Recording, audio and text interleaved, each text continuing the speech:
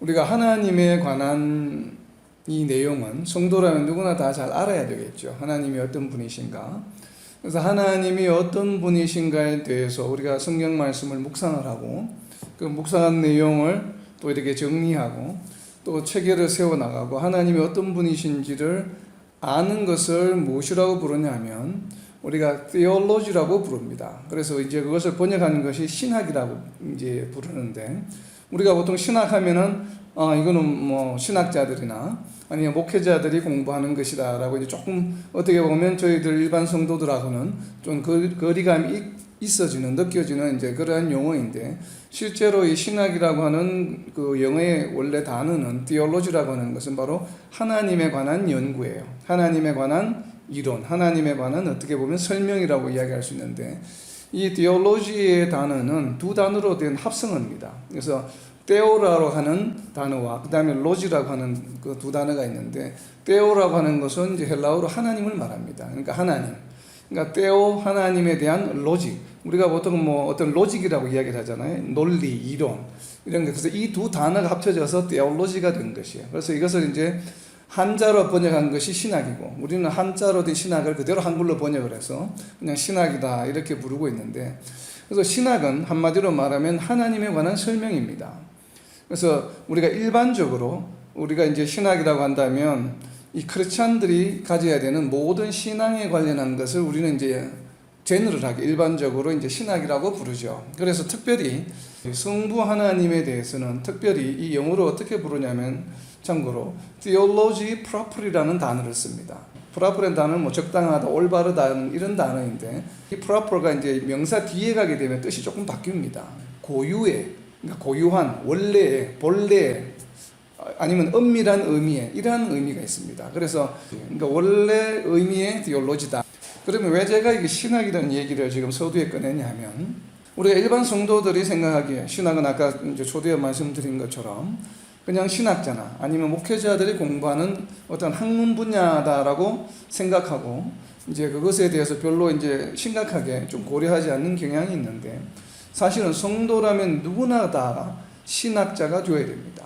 그러니까 이 신학자라고 하는 것이 우리가 학교에서 배우는 것처럼 아니면 신학교에서 배우는 것처럼 그런 아카데믹한 신학자라는 의미가 아니라 자기 자신에 대해서 내가 가지고 있는 신앙에 대해서 올바른 신앙관을 가져야 한다는 얘기예요. 성경 말씀을 묵상하면서 어떠한 주제들이 나타나게 되면 이것을 계속 정리하면서 나름대로 이것이 이제 시간이 지나다 보면 내가 가지고 있는 하나님에 대한 생각은 어떠한가, 그리고 또 내가 가지고 있는 나는 성령에 대해서 이렇게 생각을 하고 또 성령의 역할은 무엇이다, 그리고 나는 또 이 복음이라고 하는 것, 십자가의 사건은 어떤 것이다, 나름대로 자기가 가지고 있는 생각을 성경 말씀에 근거해서 잘 정리하는 것이 필요합니다. 이것이 바로 이제 이렇게 정리하는 것을 우리는 무엇이라고 부르냐면 바로 신학이라고 부르는 것이에요. 그래서 이러한 신학은 우리 신앙생활을 통해서 항상 이것이 유지가 되어야 되고, 지난주에 배운 것처럼 하나님의 계시의 첫 번째 특성이 무엇이었습니까? 바로 점진적이죠. 프로그레시브 것. 그래서 점진적으로 나타내어 주시기 때문에 우리도 이러한 개별 신학이 점진적으로 점차 이렇게 좀 발전하는 그러한 신앙생활을 하는 것이 무엇보다도 중요합니다. 그러면 이제 오늘의 주제인 하나님의 존재, 바로 하나님을 인지하는 방법입니다. 성도라면 누구나 다 하나님을 인지하는 데는 그냥 대표적으로 세 가지 방법이 있습니다. 첫 번째는 무엇인가 하면 내적 인지라고 하는데, 이 내적 인지는 우리가 태어날 때부터 우리 사람이라면 누구나 다가 우리 안에, 우리 본성 중에, 우리의 특성 중에 하나님을 알 수 있는 그러한 특성, 인지 능력이 있다고 하는 관점이에요. 그래서 이것을 내적 인지라고 부릅니다.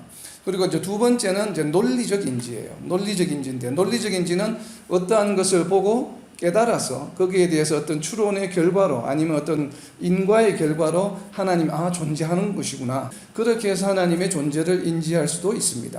그리고 세 번째는 초자연적인 계시에 의해서 어떤 자연현상에 의해서 우리는 또 하나님을 인지할 수 있어요. 그래서 우리가 일반적으로 하나님을 인지할 수 있는 세 가지 방법은, 첫 번째가 우리가 본성적으로 태어나면서부터 가지고 있는 어떤 그런 인지 능력, 그리고 어떤 것을 공부함으로, 묵상함으로 논리적으로 하나님을 인지하게 되는 인지 방법, 그리고 자연적으로 어떻게 초자연적인 어떤 계시에 의해서 하나님을 인지할 수 있는 이 세 가지 방법이 있습니다. 그 방법 중에 첫 번째인 내적 인지는, 그럼 왜 우리는 하나님을, 사람이라면 누구나 다 하나님을 인지할 수 있는 능력을 가지게 될까요? 그건 왜 그럴까요? 하나님은 우리에 대해서, 하나님과 우리의 관계는 어떤 관계? 하나님은 어떤 분이고 우리는 어떤 존재예요? 피조물, 창조주. 하나님은 창조주이시고 우리는 피조물이에요. 그렇기 때문에 하나님께서 인간을 창조하실 때 피조물인 인간으로 하여금 하나님의 존재를 알 수 있게끔 창조하셨어요. 아멘.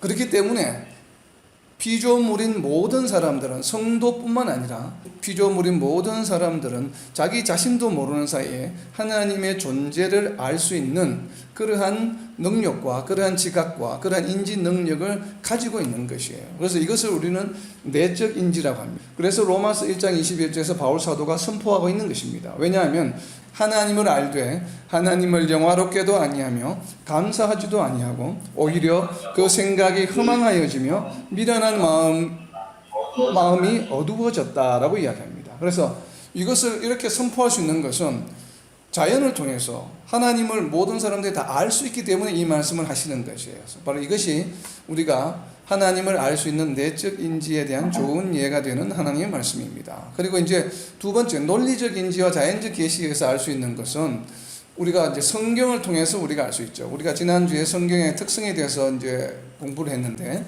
성경에는 하나님의 존재에 대한 증거가 너무나 많이 있습니다. 그래서 우리가 성경의 영감설과 성경의 모성을 믿는다면 하나님의 존재를 우리는 부인할 수가 없죠. 바로 이것이 논리적 인지에 의한 어떤 성경을 통한 증거의 한 예가 될 수가 있습니다. 그리고 이제 세 번째, 초자연적인 그 인지 능력은 바로 자연으로부터 증거가 나타나죠. 자연의 오묘함을 보면 창조주가 계시다는 것을 우리는 알 수가 있습니다. 로마서 1장 20절에 보면 창세로부터 그의 보이지 아니하는 것들 곧 그의 영원하신 능력과 신성이 그가 만드신 만물에 분명히 보여 알려졌나니 그러므로 그들이 핑계하지 못할지니라. 그러니까 자연을 보면 도저히 하나님이 계시지 않다고 하는 것을 우리가 핑계할 수 없다는 것이에요. 하나님이 계시다는 것을 몰랐다라고 하는 것을 우리는 핑계할 수가 없는 것입니다.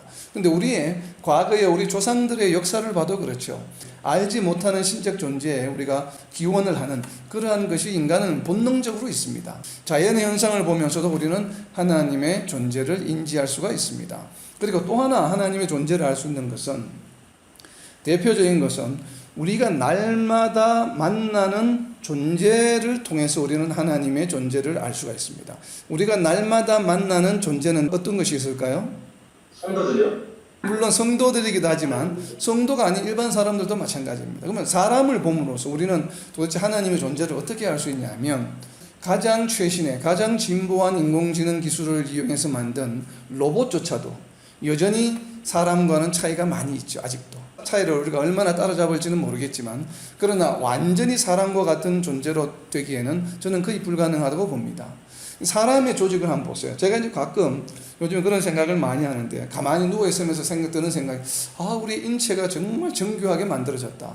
어떻게 이렇게 만들어졌을까? 이렇게 모든 소화 기능이라든지 이런 것들이 신경이 자율적으로 움직이잖아요. 그죠? 모든 내장은 제 의지로 움직이는 게 아니고 자율적으로 움직이잖아요. 심장도 마찬가지고. 세상에 어떤 이런 머신들이나 장치들이 있어서 이렇게 배터리를 공급하지도 않는데, 전기에 연결도 안 되어 있는데 쉬지 않고 이렇게 계속 정확하게 이렇게 운동하면서 작동하는 이런 시스템을 어떻게 과연 우리가 만약 인간이 제조를 한다고 하면 만들 수 있을까? 거의 불가능해 보이잖아요. 그런 걸 만든다는 것 자체가. 근데 우리 인체의 신비를 보게 되면 정말 하나님은 대단한 어떤 존재이시다. 이 초월적인 존재가 우리를 창조하셨구나. 그는 보통 수준의 어떤 분이 우리를 창조하신 것이 아니라는 것을 우리는 알 수가 있습니다. 우리 자신뿐만 아니라 내 주변에 늘 만나는 사람들을 바라볼 때마다 그 사람을 바라보면서 우리는 무엇을 느껴야 돼요? 하나님께서 만드셨구나 라고 하는 것. 왜냐하면 하나님이 창조하셨다는 것이에요. 그래서 사람들을 볼 때마다 우리는 누구를 연상해야 됩니까? 쟤는 미운 사람이야. 쟤는 보기만 해도 주는 것이 미워. 이것이 아니라 뭐예요? 사람을 볼 때마다 하나님이 만드신 정말 걸작품이구나. 우리는 이렇게 생각해야 된다는 것이에요. 그리고 또 우리가 하나 알 수 있는 것은 이 땅에 존재하는 모든 그 결실을 맺는 열매를 맺는 것들을 보면 알 수가 있습니다. 우리가 매일 먹는 채소도 마찬가지요. 과일들도 그렇잖아요. 그 열매를 맺는 걸 보면 우리가 정말 어떻게 무엇으로 그렇게 만들 수 있겠어요? 우리가 어떤 화학 제품이나 화학 재료를 가지고 우리가 사과를 만들 수 있습니까? 이게 안 되잖아요. 아직까지 우리 기술은 그렇게 되지 않는다 이 말이에요. 하나님이 만드신 도대체 어떻게 이 사과가 만들어져서 우리에게 많은 영양분을 주며 또 우리에게 맛이 좋은 것을 우리에게 공급해 줄까? 정말 하나님의 이 놀라운 창조의 능력은 정말 우리가 상상하지 못할 정도의 능력을 가지시면서 세상의 모든 것을 이렇게 만들어내시는구나 하는 것을 이런 걸 볼 때마다 우리는 하나님이 계시는구나 하는 것을 우리가 알 수 있는 것이에요. 하나님. 이게 뭐 하나의 백루피네 굉장히 비싸네 이것을 느끼는 것이 아니라 그걸 볼 때마다 무엇을 느껴요?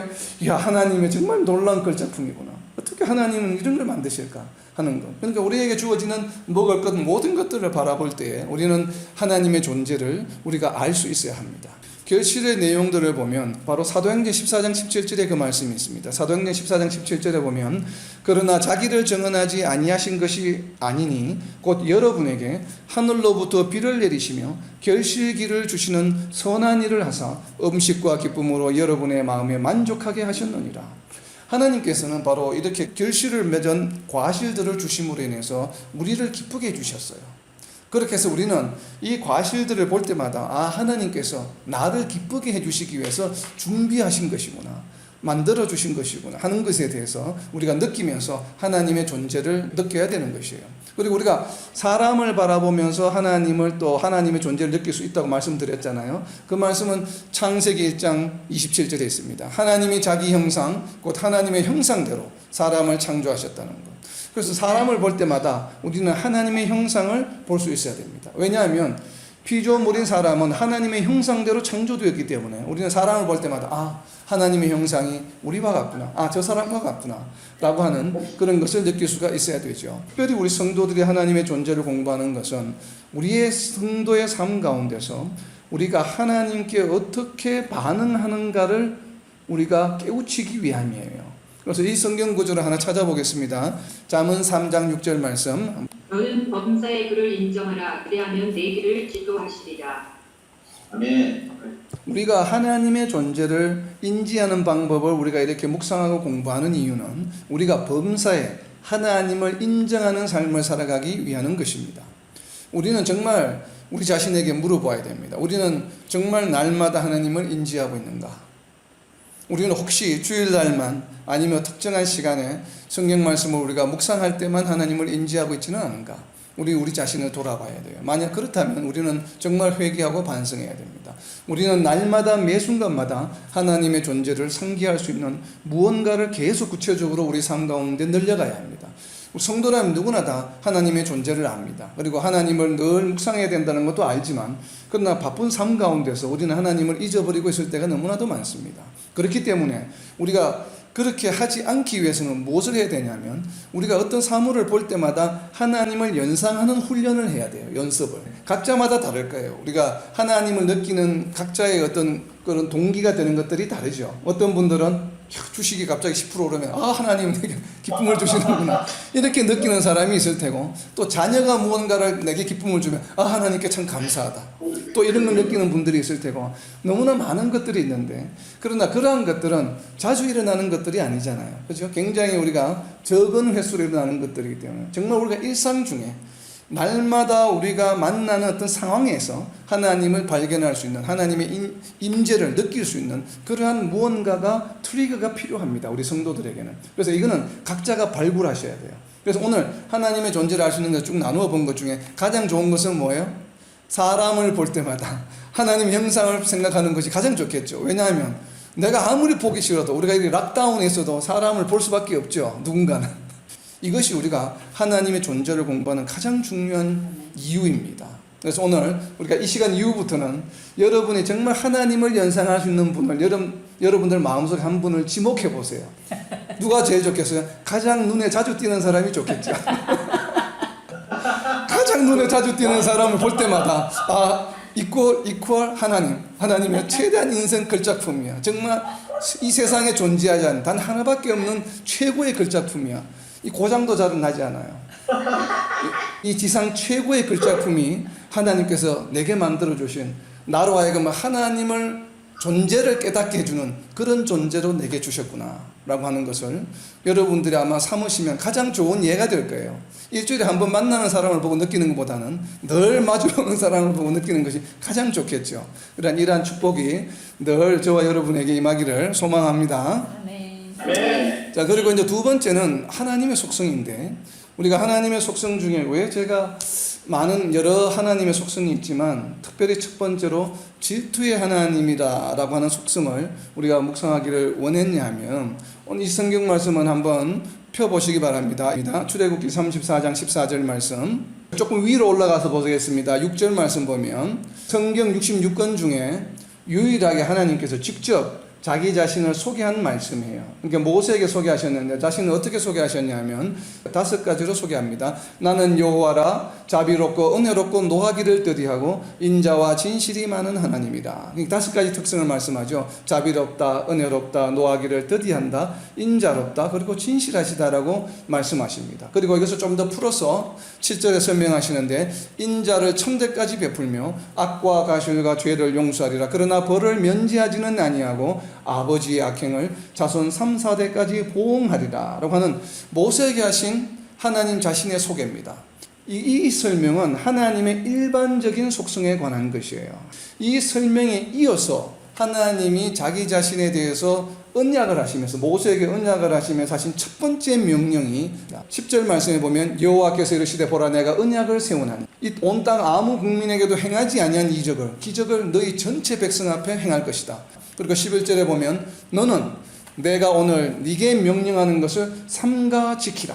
지금부터 내가 너에게 명령하는 것을 삼가 지키라 라고 하시면서 하신 첫 번째 명령이 무엇인가 하면 12절입니다. 너는 스스로 삼가 네가 들어가는 땅의 주민과 언약을 세우지 마라. 그것이 너희에게 올무가 될까 하노라. 너희는 도리어 그들의 제단을 헐고 그들의 주상을 깨뜨리고 그들의 아세라상을 찍을지어다. 이렇게 하라고 하는 이유를 설명하십니다. 14절 말씀입니다. 너는 다른 신에게 절하지 말라. 여호와는 질투라 이름하는 질투의 하나님이니라. 아멘.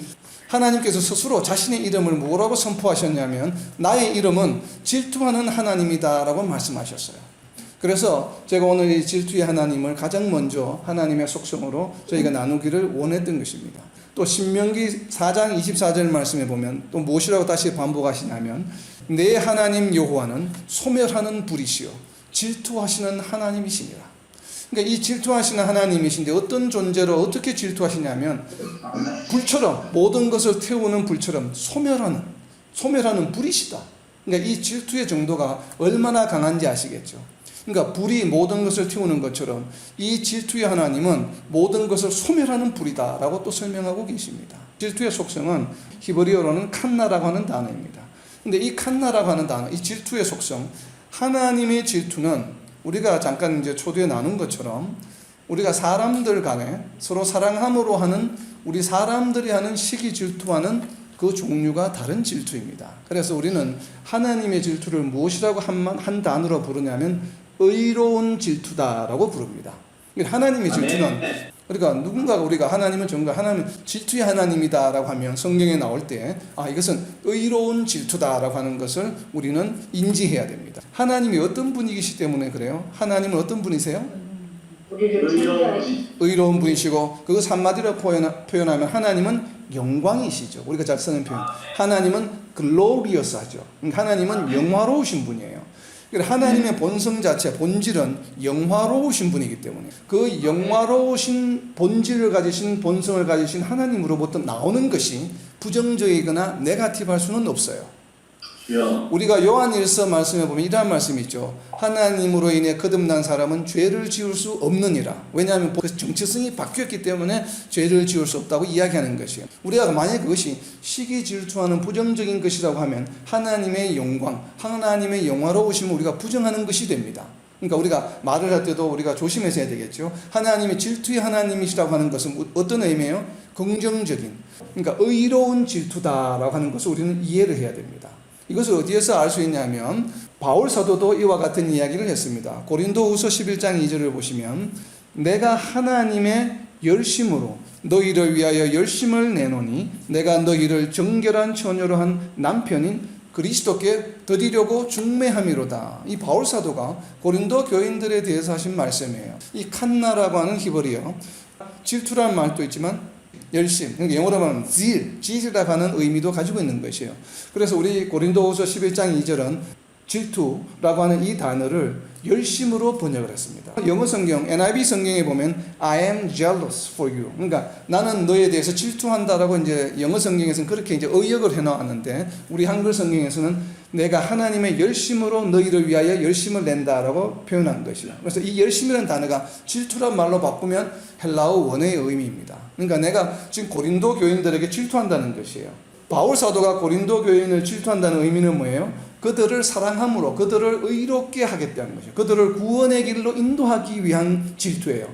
그래서 이것을 의로운 질투다라고 이야기를 하는 것입니다. 하나님께서는 왜 그러면 우리를 질투의 대상으로 삼으실까요? 왜 질투하게 될까요? 이것은 스가랴서 8장 2절을 보면 알 수가 있습니다. 스가랴서 8장 2절에 보면 만군의 여호와가 이같이 말하노라 내가 시온을 위하여 크게 질투하며 그를 위하여 크게 분노함으로 질투하노라. 이렇게 이제 번역이 되어 있는데 우리 한글 성경에 스가랴서 8장 2절에는 바로 이 시온이라고 하는 것은 이스라엘을 의미하죠. 내가 시온을 위하여 크게 질투하며 그를 위하여 크게 분노함으로 질투하노라라고 되어 있는데 이 스가랴서 8장 2절을 의역을 좀 한 번역을 새롭게 한 한글 성경 새 번역을 보면 나 만군의 주가 말한다. 나는 시온을 열렬히 사랑한다. 누구라도 시온을 대적하면 용서하지 못할 만큼 나는 시온을 열렬히 사랑한다. 라고 이렇게 번역이 되어 있습니다. 같은 구절인데 우리 지금 가지고 있는 개역개정에서는 질투로 번역을 했고 새 번역에서는 열렬히 시온을 사랑한다라고 번역하고 있습니다.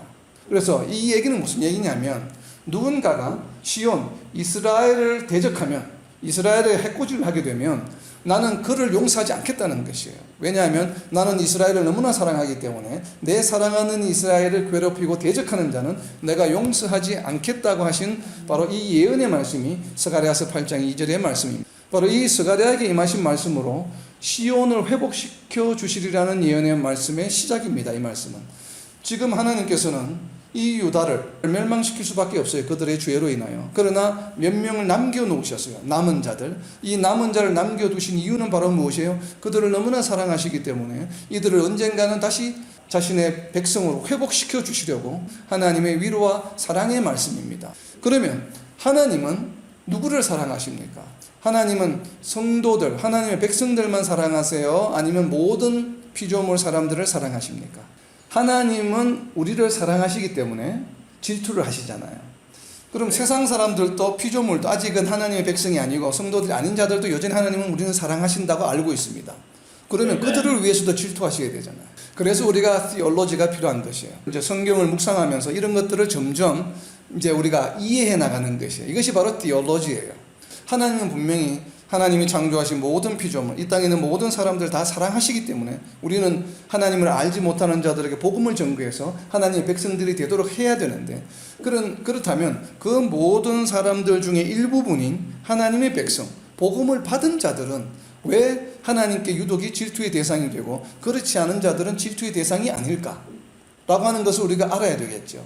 그것을 알 수 있는 구절이 바로 사무엘상 12장 22절에 있습니다. 여호와께서는 너희를 자기 백성으로 삼으신 것을 기뻐하셨으므로 여호와께서는 그의 크신 이름을 위해서라도 자기 백성을 버리지 아니하실 것이요.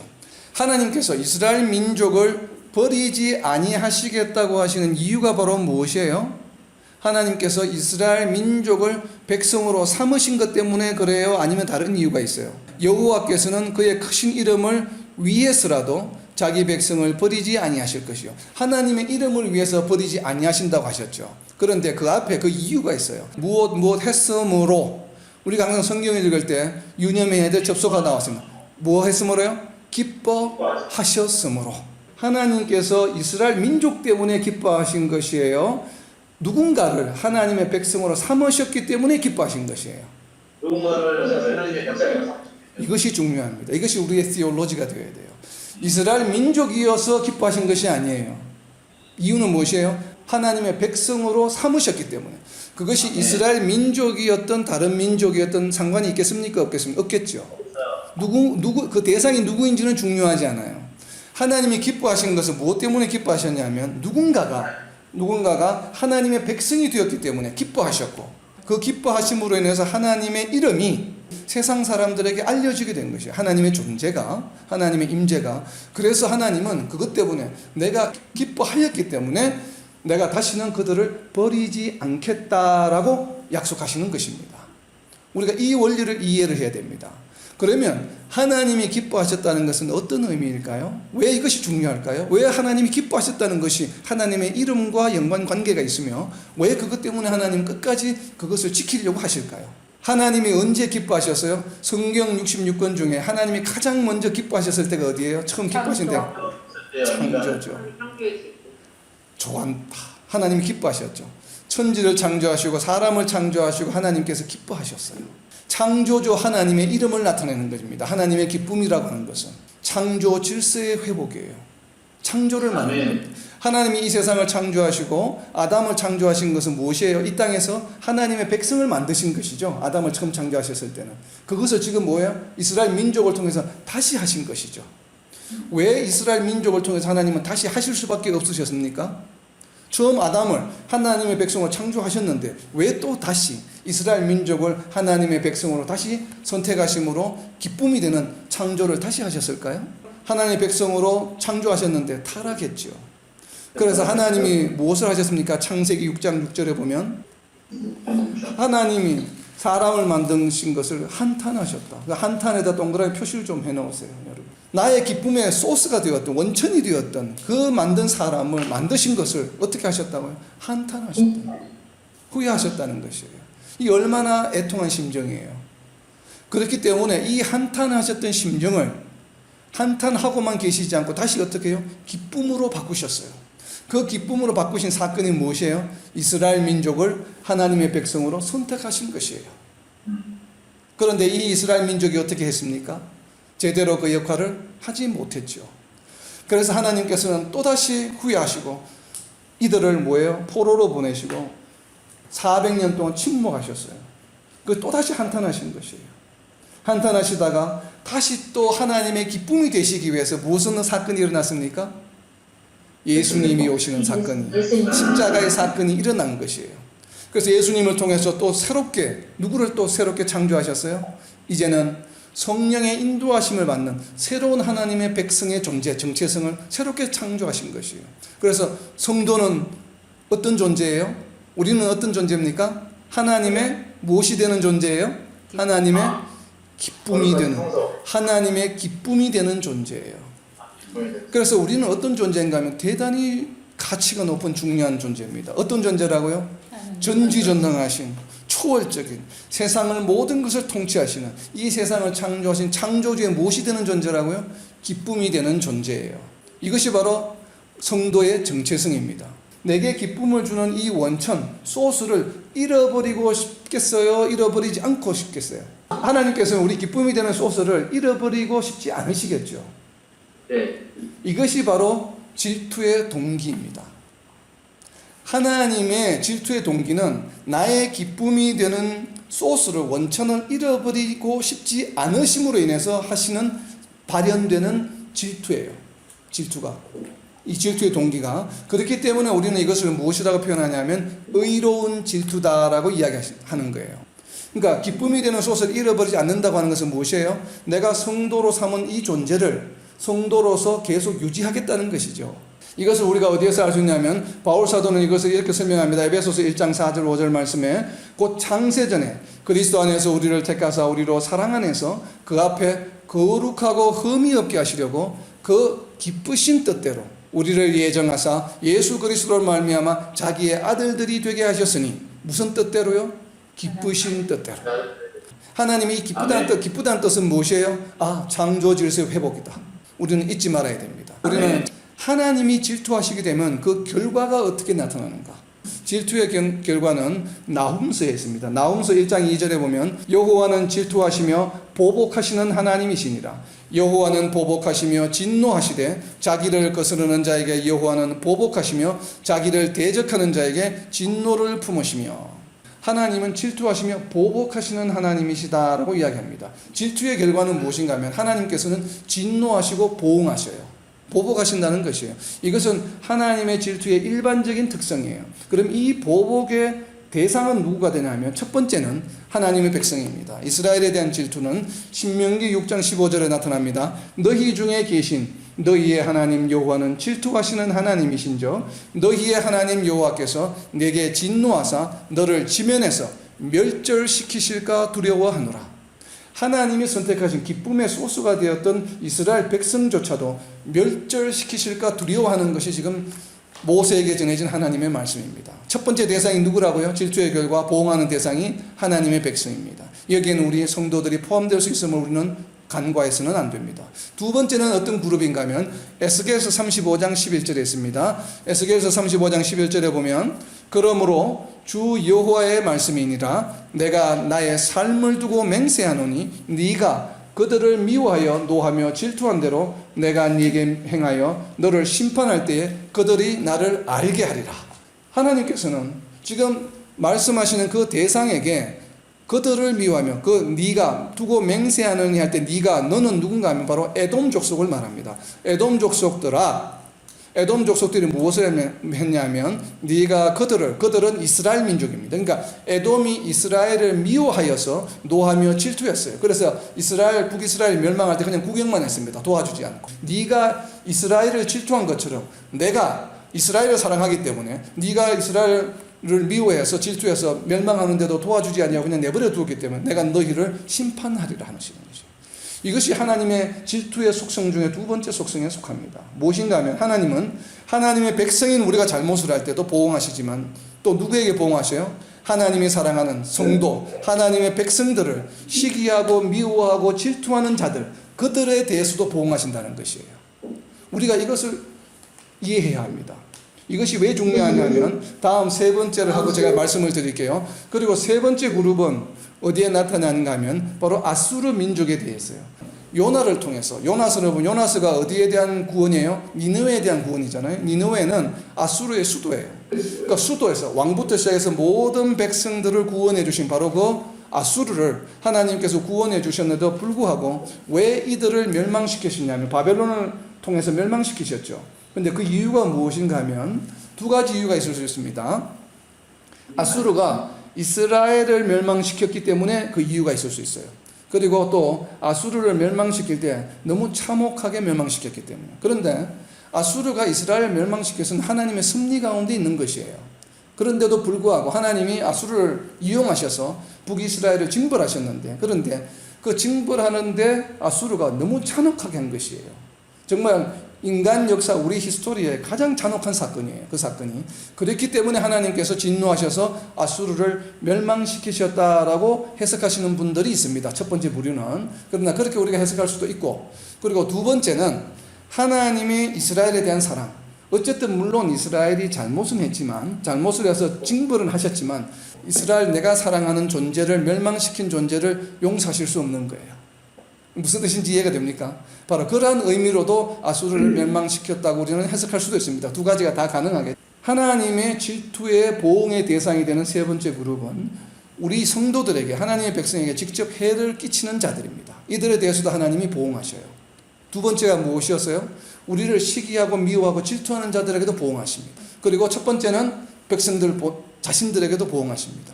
그럼 이 두 번째와 세 번째를 보면 우리가 무엇을 알 수 있냐면 우리가 인생을 살아가다 보면 우리에게 해를 끼치는 자들이 있죠. 우리를 미워하는 자들이 있죠. 내가 미워할 수밖에 없는 행위를 하는 자들이 있죠. 그런 자들을 우리는 그럼 어떻게 대해야 할까요? 그들을 볼 때마다 우리는 누구를 생각해야 됩니까? 그들을 볼 때마다 하나님의 형상을 생각해야 돼요. 정말 대단한 글작품이구나. 그런데 그들에 대해서 누가 보응하시기 때문에 우리가 보응할 필요가 없어요? 하나님이 보응하시기 때문에. 우리는 이 하나님의 속성을 잘 기억해야 됩니다. 우리가 그들에게 직접 대응할 필요가 없는 이유가 뭐예요? 하나님이 보응하시기 때문에. 그래서 우리는 오히려 그들을 긍휼히 여기고 하나님의 형상을 따라 지원받은 자들이구나 해서 그들을 위해서 무엇을 해야 돼요? 기도해 주는 것이 필요합니다. 그래서 그들을 사랑할 수 있는 것이에요. 왜냐하면 심판과 이런 징계는 누구에게 속한 것이에요?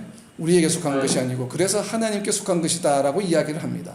자, 이제 질투의 결과 두 번째를 보면 무엇인가 하면 스바냐서 1장 18절과 3장 8절에 나와 있는 말씀인데 최후의 심판입니다.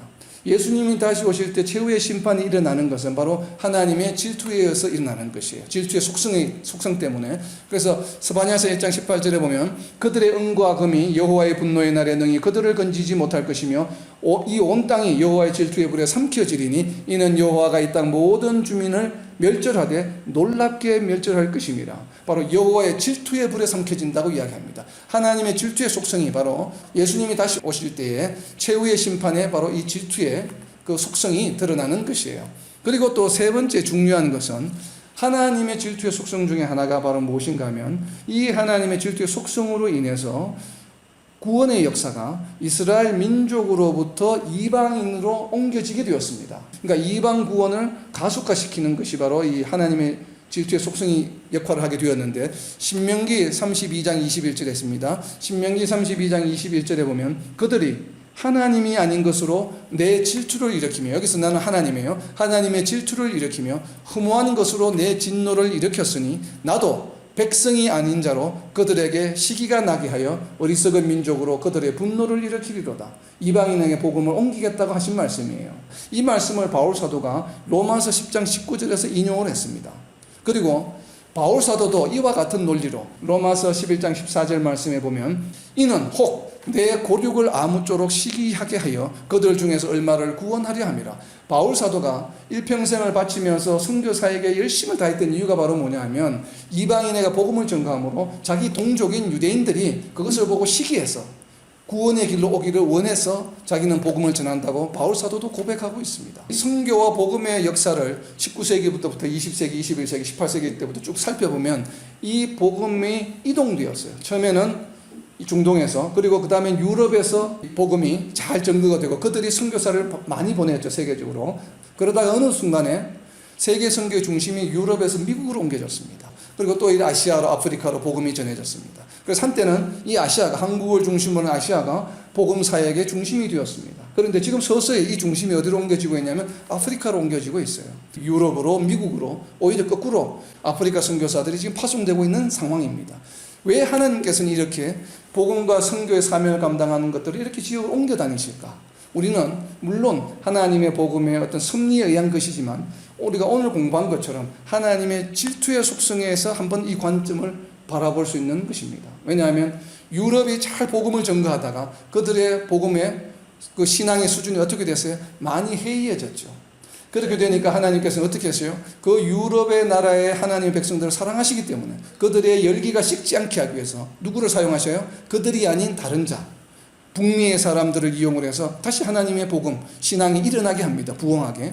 그러면 유럽에 있는 하나님의 백성들이 그것을 보고, 북미를 보고 어떻게 하세요? 시기 질투해서 자기네들이 다시 회복하는 이러한 하나님의 논리가 적용되고 있지는 않은가? 우리가 한번 유추해 볼 필요가 있어요. 그래서 우리가 하나님의 섭리를 잘 한다면 지금 우리가 아시아 중심의, 한국 중심의 선교가 아프리카로 옮겨졌다는 걸 우리가 바라볼 때 우리는 어떤 마음을 가져야 돼요? 그것에 대해서 시기 질투하는 마음을 가져야 돼요. 의로운 질투다라고 이야기합니다. 우리가 더 분발해야 되겠구나. 하나님의 쓰임을 다시 받아야 되겠다 하는 이런 것을 가져야 된다는 것이에요. 이방인의 구원에 복음을 증거하게, 복음의 전진이 있게 한 속성 중에 하나가 바로 하나님의 질투다라고 하는 것이고, 그리고 이제 마지막 질투의 결과는 무엇인가 하면 우리의 잘못을 용서하지 않아요. 잘못과 죄를 용서하지 않으십니다. 여호수아서 24장 19절에 보면 여호수아가 백성에게 이르되 너희가 여호와를 능히 섬기지 못할 것은 그는 거룩하신 하나님이요 질투하시는 하나님이시니 너희의 잘못과 죄들을 사하지 아니하실 것임이니라. 질투하시는 하나님이시기 때문에 너희의 잘못과 죄들을 사하지 않아요. 그럼 이 잘못하는 것들이 너무나 많은데 우리들이 질투의 대상이 되는, 오늘은 세 가지만 한번 살펴보겠습니다. 우상 숭배는 바로 하나님이 미워하시는 것이에요. 신명기 32장 16절에 보면 그들이 다른 신으로 그의 질투를 일으키며 가증한 것으로 그의 진노를 격발하였도다. 에스겔서 8장 3절에도 보면 질투의 우상, 곧 질투를 일어나게 하는 우상의 자리가 있는 곳이라. 그러니까 하나님의 질투를 일으키는 첫 번째가 무엇이에요? 바로 우상이에요. 우상. 출애굽기 20장 5절에서 이렇게 말씀하십니다. 그것들에게 절하지 말며 그것들을 숨기지 말라. 나 내 하나님 여호와는 질투하는 하나님인즉 나를 미워하는 자의 죄를 갚되 아버지로부터 아들에게로 3, 4대까지 이르게 하거니와. 동일한 말씀을 신명기 5장 9절에서도 다시 강조하고 있습니다. 우상 숭배를 하게 되면 어떻게 하신다고요? 본인에게만 벌을 하시는 것이 아니라 자손 3, 4대까지도 징벌하시겠다고 하나님 말씀하십니다. 그래서 첫 번째 하나님 질투의 대상은 바로 무엇인가 하면 우상 숭배예요. 이거는 성도라면 누구나 다 잘 알고 있습니다. 간과하기 쉬운, 성도들이 범하기 쉬운 하나님의 질투의 대상이 되는 행위는 두 번째는 어떤 것이 있을까요? 이것은 바로 마태복음 10장 37절에 있습니다. 아버지나 어머니를 나보다 더 사랑하는 자는 내게 합당하지 아니하고 아들이나 딸을 나보다 더 사랑하는 자도 내게 합당하지 아니하며. 아멘. 누구라고요? 하나님의 질투의 대상이 바로 부모와 자녀입니다. 우리가 성도들 중에서도 이것을 범하는 경우가 들어 있습니다. 부모보다 그리고 자녀보다 하나님을 우선하지 않을 때가 있어요.